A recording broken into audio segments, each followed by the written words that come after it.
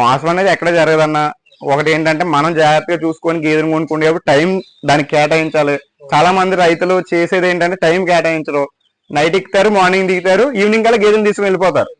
ఆ టైం కేటాయించాలి. గేదెల్ని తీసుకునేప్పుడు అవగాహన ఉండాలి. ఫస్ట్ తెలిసిన వాళ్ళని తీసుకొచ్చుకోవాలి. వాళ్ళ ఇంటి పక్కన ఉంటారు రైతులు, పెద్దలు ఉంటారు. ఇప్పుడు పూర్వం నుంచి గేదెలుండి వాళ్ళు నాటు గేదెలు ఉన్న వాళ్ళు కూడా ఉంటారు. నాటు గేదెలు ఇవి ఒకటే, కానీ ఏంటంటే ఈ బ్రీడ్ అవి బ్రీడ్ కాదు, అంతే. అదే డిఫరెన్స్.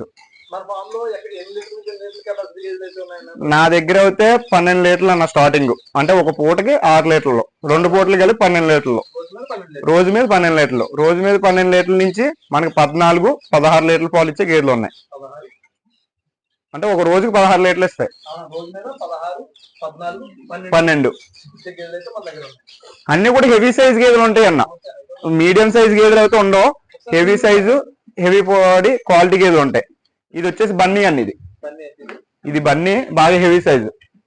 డెలివరీ అయిపోయింది. ఇది ఒక టైంకి వచ్చి ఇప్పుడు 14 లీటర్లు అవుతుంది. అంటే ఒక పూటకి 7 లీటర్లు అవుతుంది. ఇప్పుడు 14, ఓ రోజుకి వచ్చి 14 లీటర్లు అవుతుంది పాలు. ఇది 2 పూటలు చూసుకొని నచ్చితే తీసుకుని వెళ్ళచ్చు.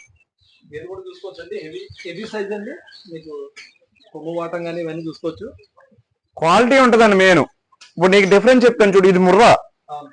ఇది వచ్చేసి మనకి 1,00,000 రూపాయలకి వచ్చేది గేది. 10 లీటర్లు